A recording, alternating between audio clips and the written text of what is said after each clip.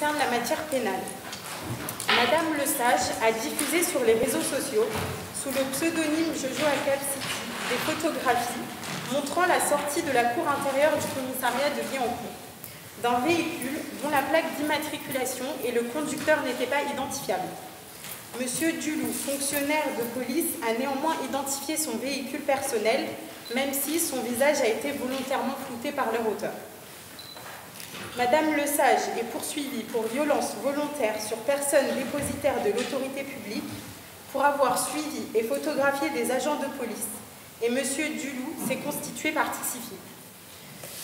Vous écouterez successivement Madame Maître Vergès, avocat de Monsieur Duloup, puis Maître Poitvin, avocat représentant de Madame Lesage.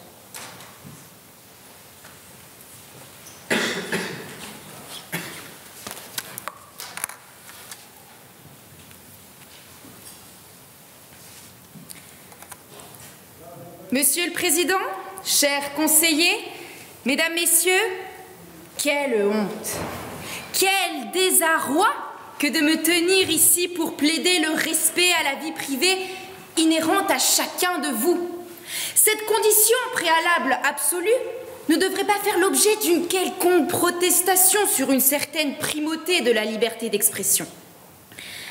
Si la question du préjudice moral subi par mon client a pu se poser pour quelques-uns d'entre vous, elle n'a pas représenté l'ombre d'un doute pour ma part. Parce que défendre Monsieur Duloup, c'est protéger la vie en société des faiblesses humaines. Parce que défendre Monsieur Duloup, c'est reconnaître une justice civilisée, intangible en matière de dignité et intransigeante sur les droits et libertés fondamentales de l'homme. Parce que défendre Monsieur Duloup, c'est accorder l'existence d'un préjudice moral foudroyant, d'un abus de liberté. Une justice dite impartiale qui nous offre la possibilité de rendre l'homme meilleur et d'affronter ceux qui la franchissent. Avant de retracer les événements du 14 novembre 2021, j'aimerais rappeler les textes juridiques constitutifs de notre collectivité française. L'article 12 de la Déclaration universelle des droits de l'homme dispose que nul ne sera l'objet d'immixtion arbitraire dans sa vie privée, sa famille, son domicile ou sa correspondance, ni d'atteinte à son honneur et à sa réputation.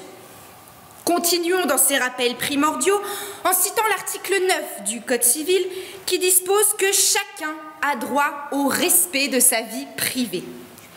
Vous comprendrez donc qu'il paraît essentiel de tirer une leçon de ces articles. La vie privée est laissée à la libre appréciation de l'individu. Nul n'est censé ignorer la loi, tout comme ses limites et les atteintes potentielles envers autrui.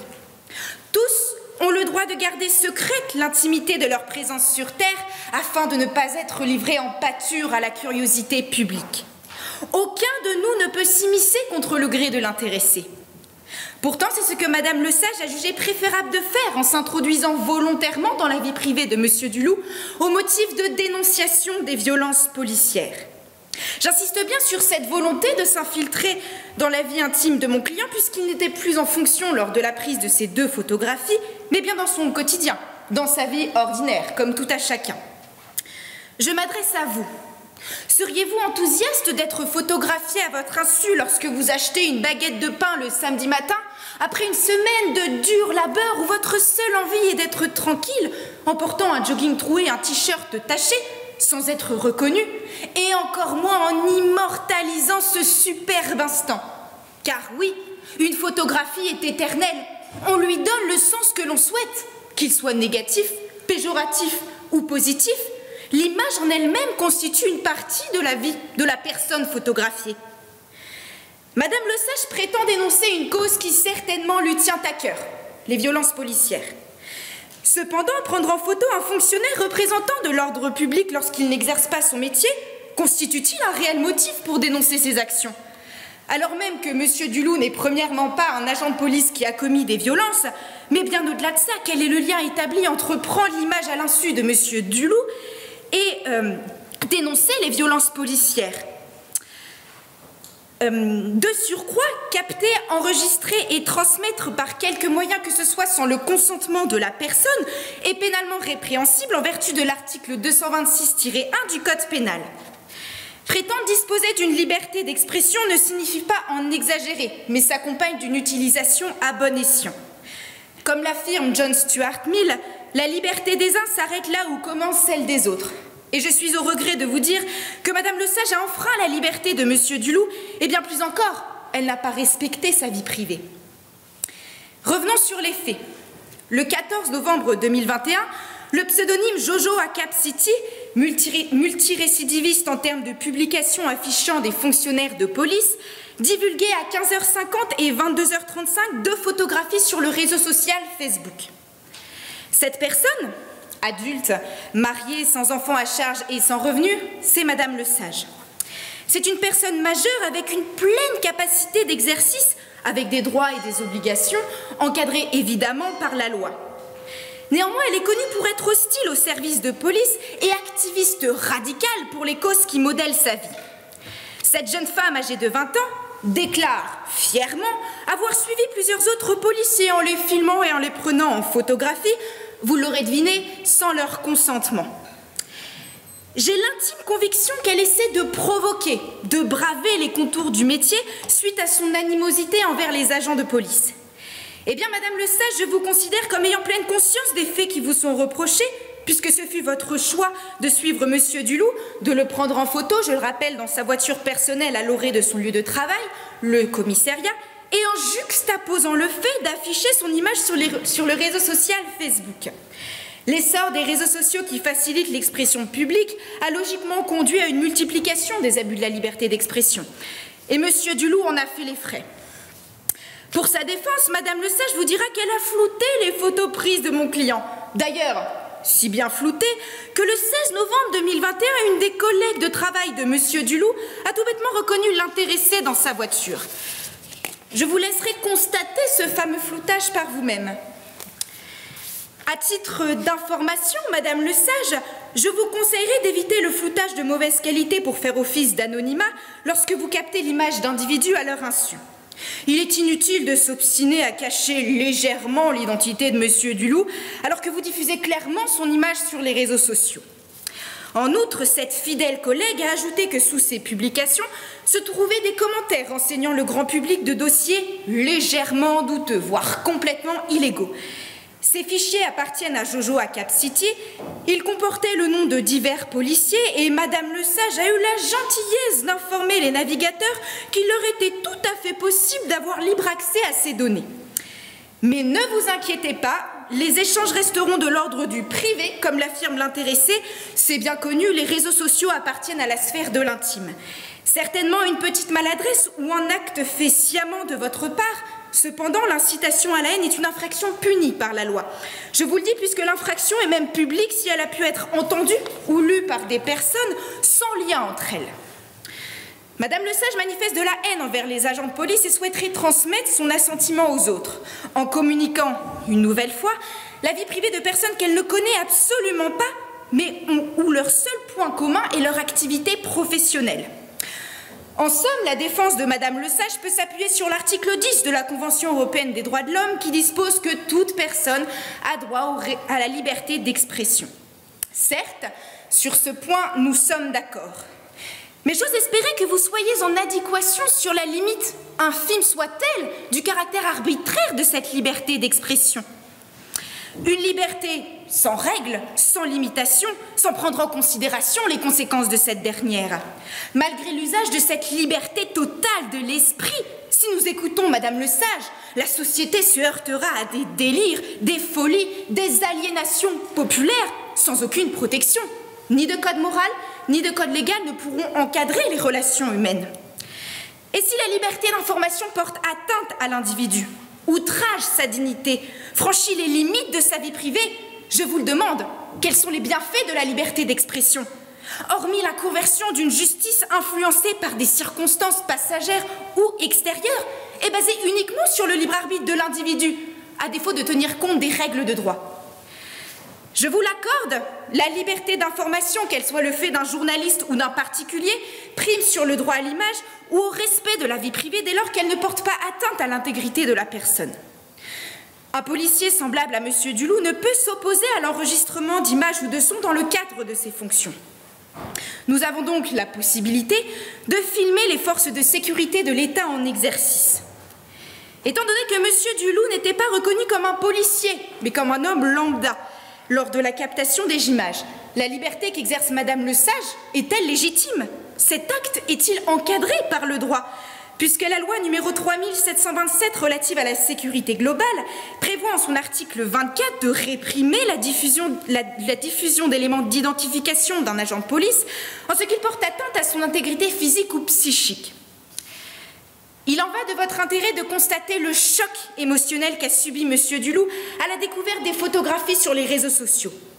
Le libre accès au grand public de ces images ne peut pas relever d'une justesse des lois parce qu'il n'est pas du ressort de l'information de connaître la vie intime de mon client. Imaginez-vous quelques minutes à sa place suite à cette révélation. Nous parlons d'un homme ordinaire, d'un homme avec une famille, d'un homme qui aime son métier de cœur. Et pourtant, ce mois de novembre a bouleversé sa vie, tant dans son quotidien, si paisible et sans ennui, que dans son état d'esprit et sa santé mentale. Lorsque l'on vous parle de M. Duloup, c'est toujours le bout en train, celui qui fait sourire et dont la galerie s'arrache.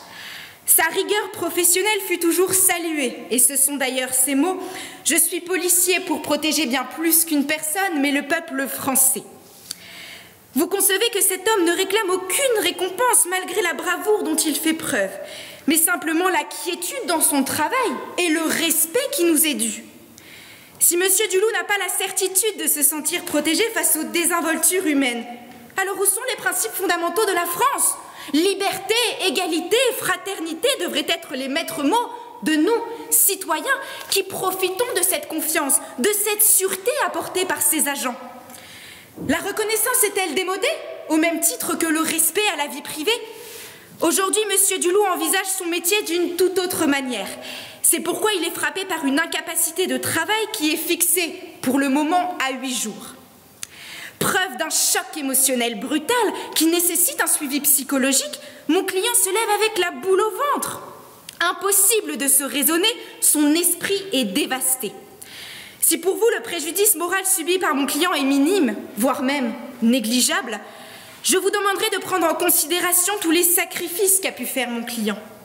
Ce n'est pas simplement risquer sa vie, c'est la plausibilité d'avoir des traumatismes, de menacer sa santé mentale au risque de dépression. C'est un stress permanent, ce sont des heures, des journées qu'il aurait pu passer en famille. Tout un tas de facteurs que M. Duloup a accomplis volontiers. Mais quel fut le résultat? Son visage, son corps, sa voiture, enfin bref, lui se retrouve sur Internet par manque de sécurité dans son emploi, mais aussi par l'absence de civilité et d'humanité venant de Madame Lesage. À vous de déterminer la gravité de l'atteinte subie par mon client, un préjudice qui revêt un degré suffisant pour perturber le psychique de la victime qu'est M. Duloup, en compromettant son intégrité et sa dignité. Je vous rappelle que certaines jurisprudences ont statué sur cette perturbation psychologique sévère d'une victime et les conséquences irréversibles de cette atteinte. Le 2 septembre 2005, la Chambre criminelle publiait dans son bulletin numéro 212, je cite, « Par tout acte de nature à impressionner vivement celle-ci et à lui causer un choc émotif ». Effectivement, pour constituer un délit de violence, il n'est pas obligatoire d'outrager l'intégrité physique d'une personne.